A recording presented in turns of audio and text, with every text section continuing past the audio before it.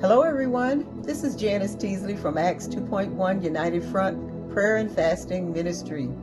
And I have a question for you today. And that question is, are you heart healthy? Proverbs 4:23 in the New Living Translation reads, guard your heart above all else, for it determines the course of your life. So then, your number one assignment in life is to protect, to guard, and to defend your heart against all enemies, foreign and domestic, in spiritual as well as natural realms. Why is this? Because your heart determines the trajectory and the direction and the very outcome of your life. So, how can you tell if your heart is healthy and functioning properly? Well, if we were talking about your physical heart, you would make an appointment with your doctor to determine whether your heart is performing at its optimal condition. But in this passage of scripture, the word for heart in the Hebrew is translated lev or lav, which is your will, your thoughts and emotions, or the very core and center of your being. It encompasses the mindset and intentions.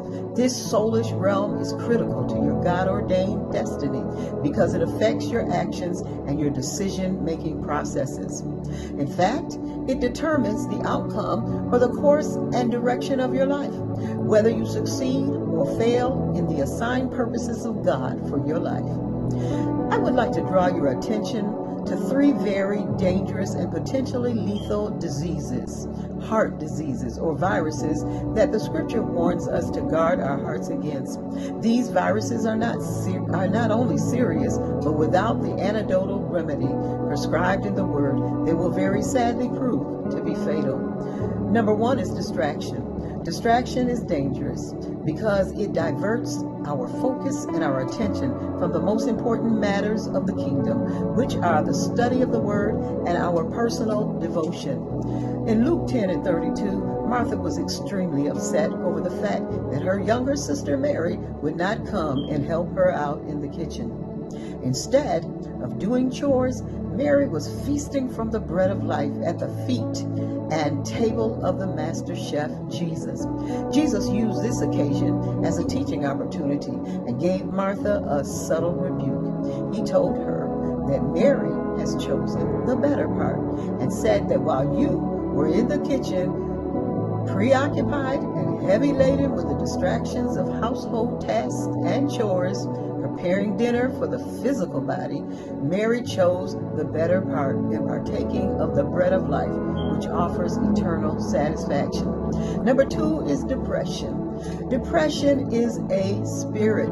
Therefore, you must vigorously resist it against having access to your heart, because once it enters, it will not leave without a fight. It is a lingering, territorial, demonic entity.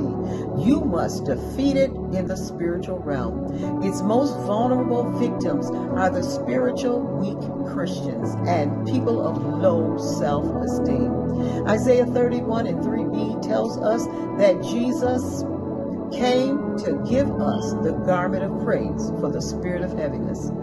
Now, the spirit of heaviness is the spirit of depression. It comes to derail your destiny, to throw it completely off track and down a ravine.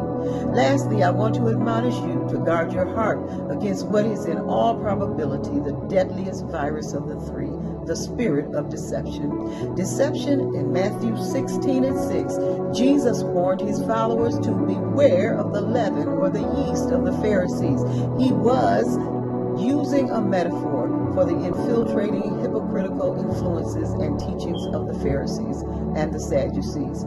He told them to beware and to be on guard against their false doctrines. In 1 Timothy 4:3-4, the Apostle Paul wrote, "For the time is coming when people will not endure sound teaching, but having itching ears, they will accumulate for themselves teachers to satisfy their own passions."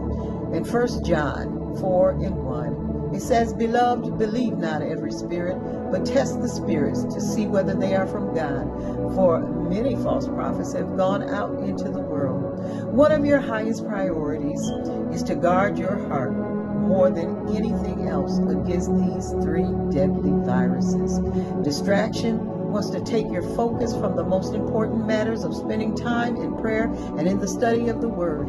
Depression wants to bury your dreams, your destinies, callings, and your giftings so deep in the grave until you will never have the strength to climb up out of the pit to see the light of day.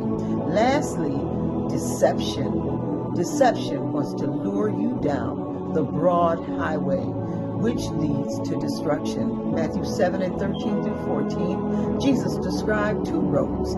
He said the broad road leads to destruction, and the narrow path leads to life. Proverbs 14:12 declares that there is a way that seems right unto a man, but the end thereof is destruction. Deception wants to lead your soul straight to hell.